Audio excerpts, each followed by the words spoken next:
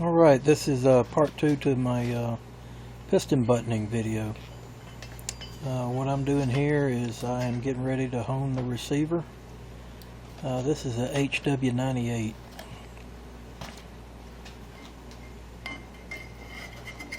I don't really use the oil pump on the machine because it being a blind hole, it doesn't really flow down in there, and just using the bottle seems to work best.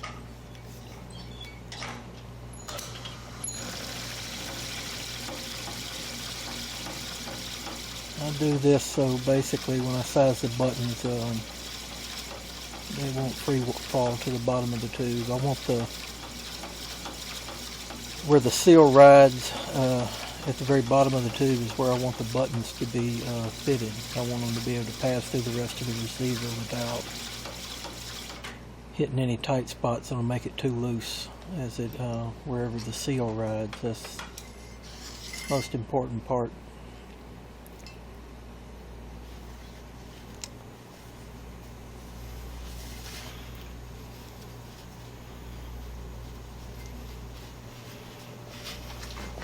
After running each grid, I'll typically clean out the tube.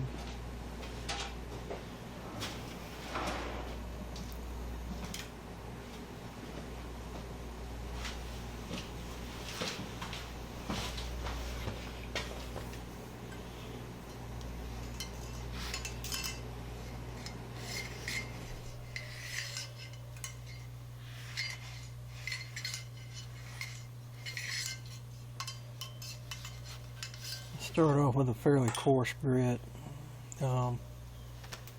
This tube is on a fairly late model rifle, and it's pretty close. It's not going to take a whole lot. It still takes a little bit to get it perfectly true, but not near as long as some of the older ones. Late model HWs, they quit welding the fore-end bracket on. It's now dovetailed and then screwed in on the bottom of the receiver. You get a whole lot less distortion in the tube.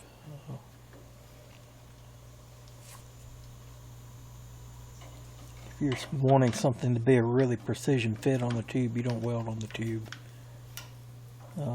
Same thing like with electric motors, or if you're wanting something to run absolutely perfectly true, you don't weld on it. Any kind of excessive heat like that will cause the distortion. Anyway, the newer HW tubes are pretty close from the factory. It's still a little bit tight in the very back. To get an absolute perfect fit, I can guess they're about maybe 1.5, 2 thousandths out. Some of the older guns I used to see as much as 6 thousandths.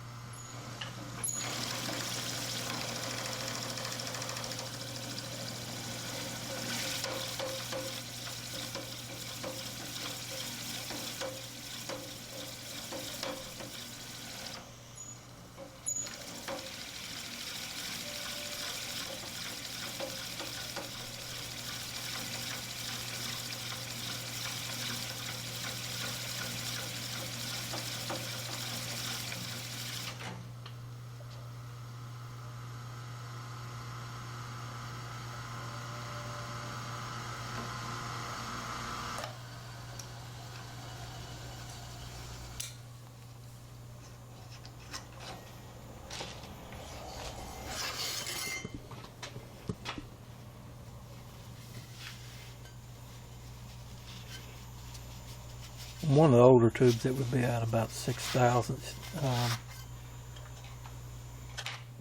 don't know, sometimes I would take anywhere from about 45 minutes to an hour trying to work. 6 thousandths is really way too much to try and hone out of something, especially something as long as the full length of a tube.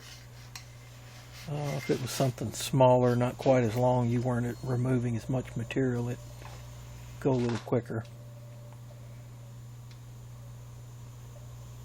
And try to give you a shot. You get what it looks like, but it's just hard to see anything through the cocking slot.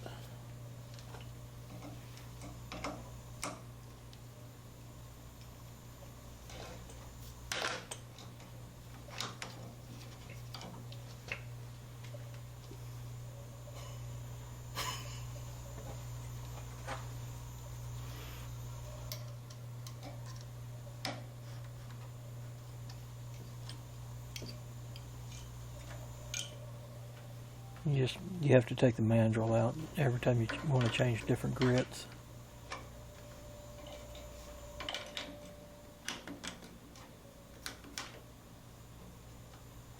I start off around the 80.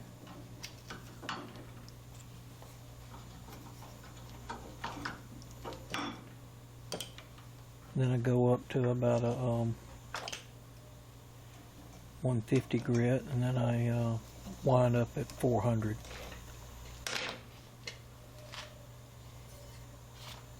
I've got stones I could go all the way up to 600, but when I started noticing around 500 you get, it just didn't work well with a synthetic seal. Polishing the bore doesn't do you any extreme favors.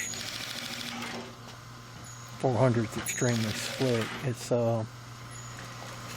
and it's not anywhere comparable with like Flexhones. I've tried the little Flexhones, and it's like you go like 320 grit. Something about those stones that just leave a really coarse finish. When they're fresh anyway, they break down a little bit. They seem to work okay, but they won't true up the receiver like this will. It operates on like a 3-point contact system. You have a shoe on the bottom of the mandrel, and it has 2 contact points on it, and the stone actually forms the 3rd contact point. The shoes and the stone wear and are replaceable.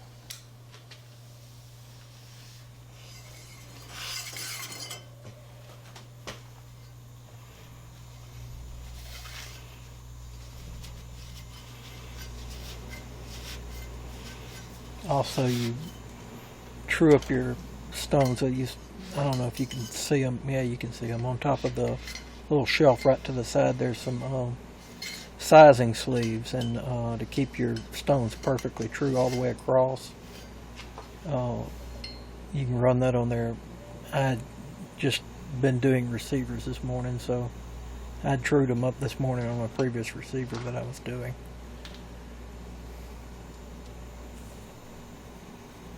Anyway, this is a shot right here of the end of the mandrel. You know, every now and then you'd have somebody say on a forum saying, "Oh, Sunnen Home cannot do a blind receiver."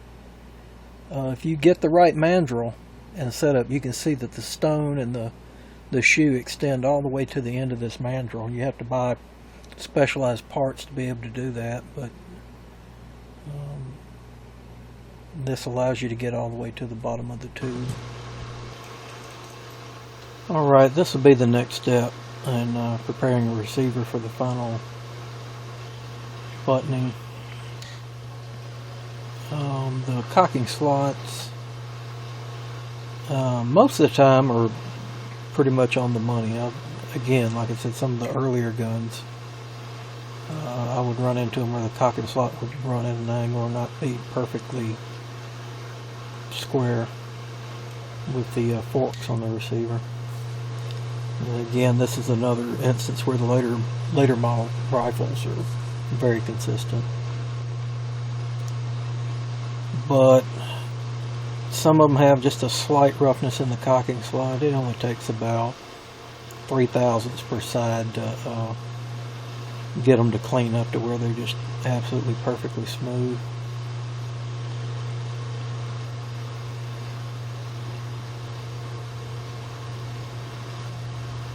I kind of missed the part at the very beginning of this, as I always use that square that's laying on the mill table inside the forks to make sure that the receiver is perfectly straight up and down, so when I come in and mill the cocking slot, I'm perfectly in time with where the cocking lever is going to ride.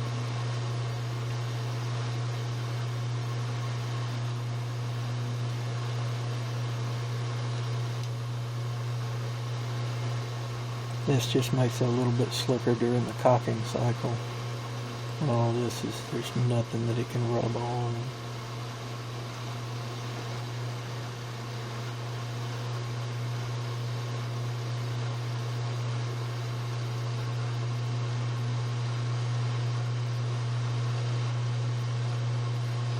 .3/1000, you can still see a little bit, you know, where they blued the receiver. Little dips and valleys along the cocking slot. It'll get almost all of it, but if you look at it real close, you'll still see some of the, like I said, the dips and valleys still there. So you're not taking a massive amount of material off. You don't want to. You want to maintain the slots as close to factory tolerance as you can, but remove all the high spots in case the cocking shoe rides over. You don't want it making any noise.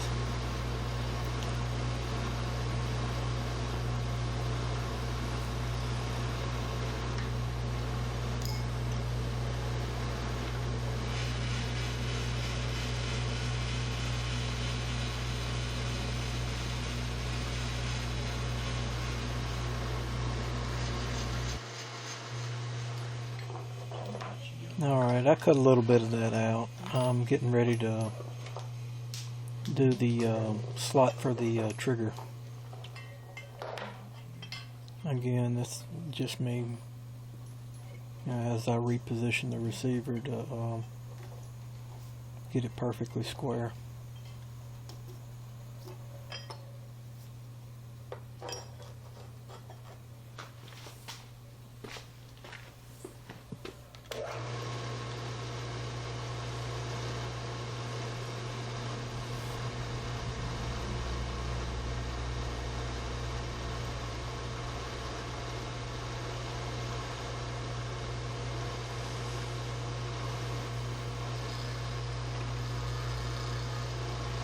One thing, anytime you machine on a solid tube, or you do a stamping where you punch out a section, the tube distorts slightly.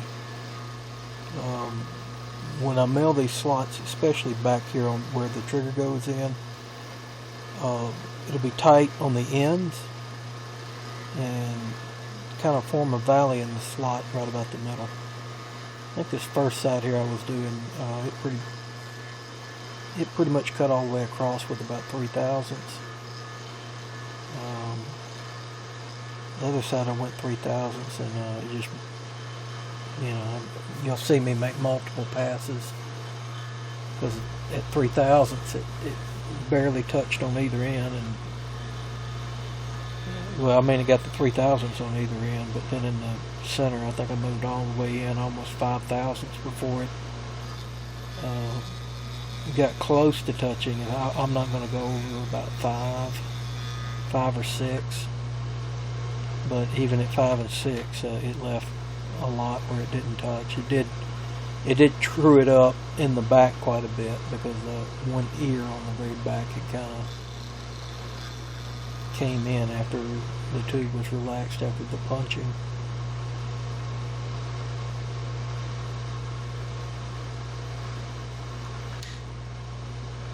A lot of times I'm doing this.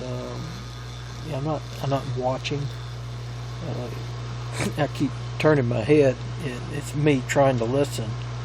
When I'm coming up on making contact, I'm listening for it to make contact. soon as I hear the cutter make contact, that's usually when I zero out the DRO. So I know I'm within, you know, 1, sometimes even less than 1,000. You know, just as soon as you just barely hear it making a noise.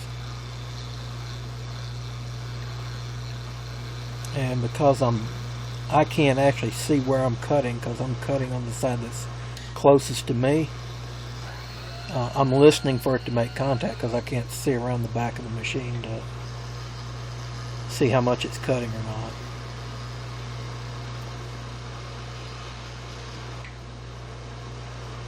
Anyway, I'm making multiple passes trying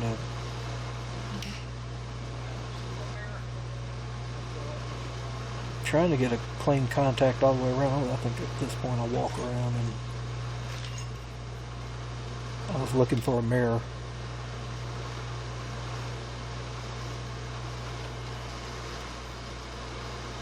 It's a little abnormal to... Yeah, I couldn't find a mirror, so I just figured I'd walk around trying to look, but it's abnormal to have to go 6 thousandths to clean up a slot if you touched at any point. And that's what I was getting. I was getting contact in the front and the back, but I wasn't getting any in the middle. And even after moving over 6, it still didn't clean completely out.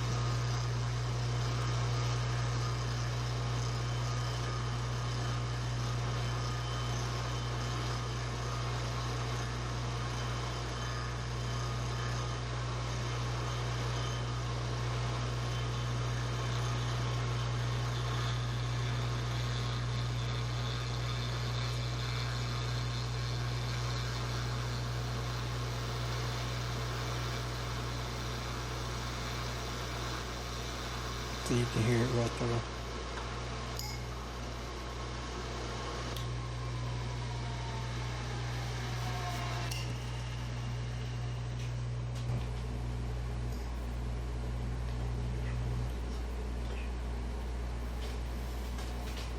I'm just deburring the receiver here. It's after you hone it, some of the edges on the interior are razor sharp.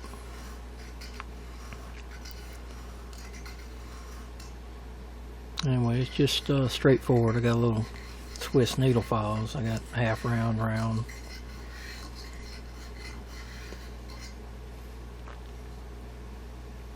Just clean them up.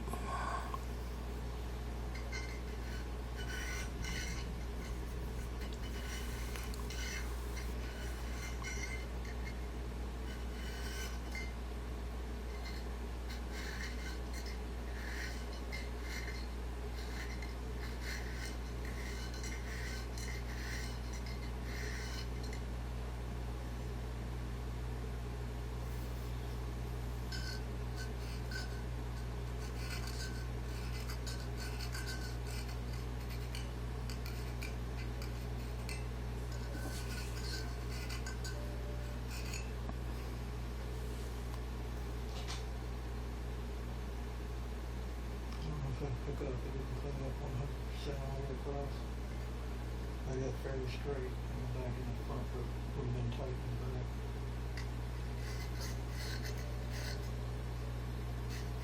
That's what I was talking about earlier.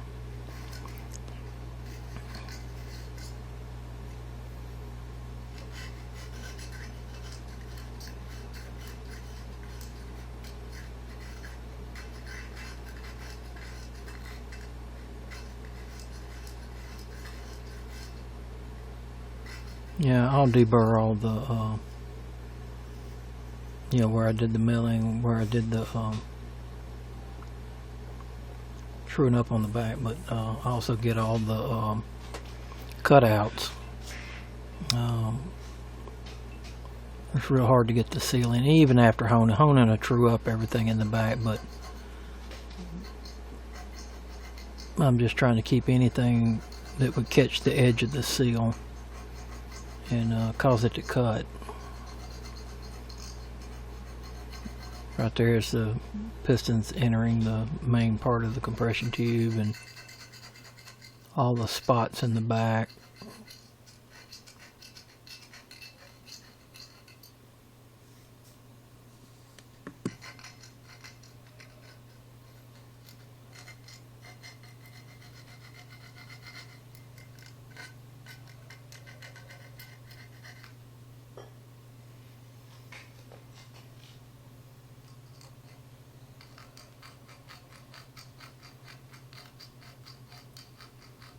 Anyway, I'm not going to bore you with the entire deburring. Alright, I'm pressing the buttons in right here. After I finished doing all the milling process of putting the pockets in the piston, I press Delrin buttons in. I make them where they're about 1.5 thousandths oversized. I don't use any glue. I just make them where they press down in.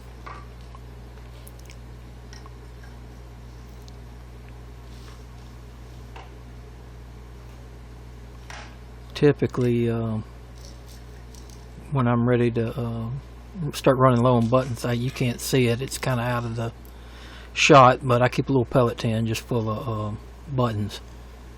And if I've got them sized right, they'll just about start to go in enough to where they'll hang on the edge like you just saw. Then I just use this arbor press to just seat them all the way down. Because they have to be so precise, I typically set up and run out about 300 of them at a time on the lathe, and just keep a 10 of them handy for when I need to press in. I always size them on the front first.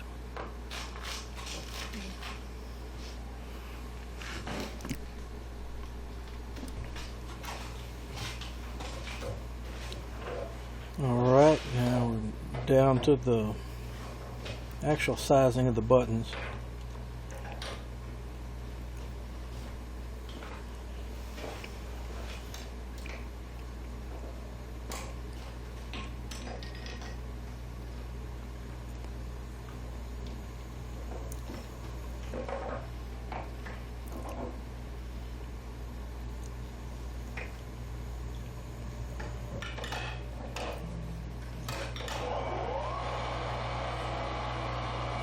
It's running about 1400 RPM.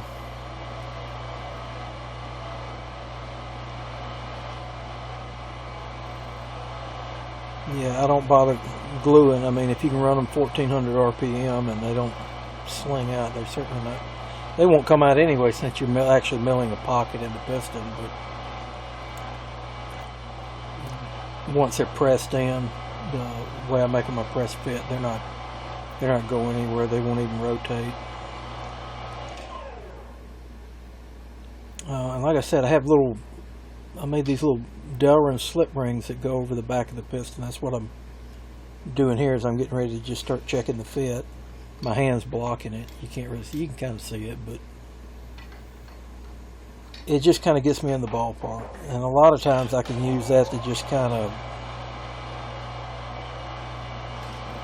guess after I know how much metal was removed in the honing process. So after you do it a while, you just kind of get a feel for where things need to be. It's 3 buttons in the front and it's 3 buttons in the back just on the top, so it's like actually taking a measurement on the piston isn't real practical. The slip rings work real well. That's what I'm used to anyway.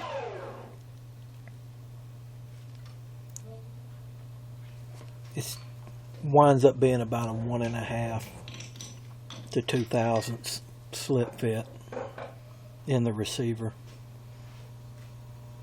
Once the receiver's perfectly straight,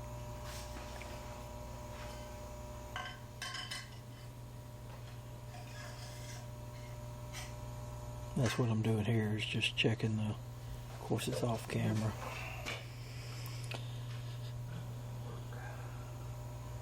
I believe it was slightly tight at this point. I'm just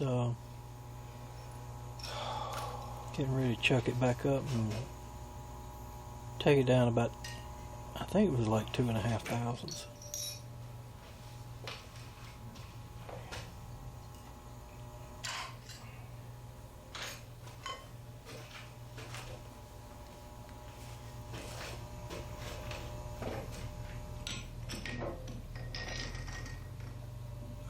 always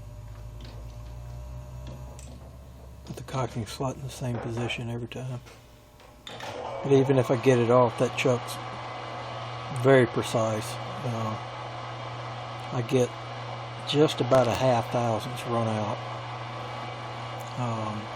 Sometimes even less than that if I use the same pinion every time.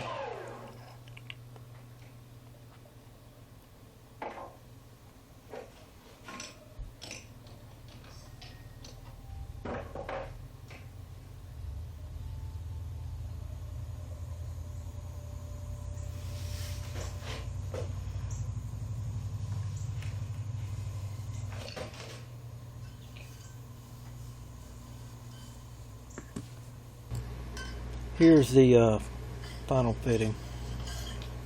Me just checking it. I do it. The receiver's dry. There's no lube in it, so it'll feel slightly snugger than what it'll actually be when it's assembled with lubrication.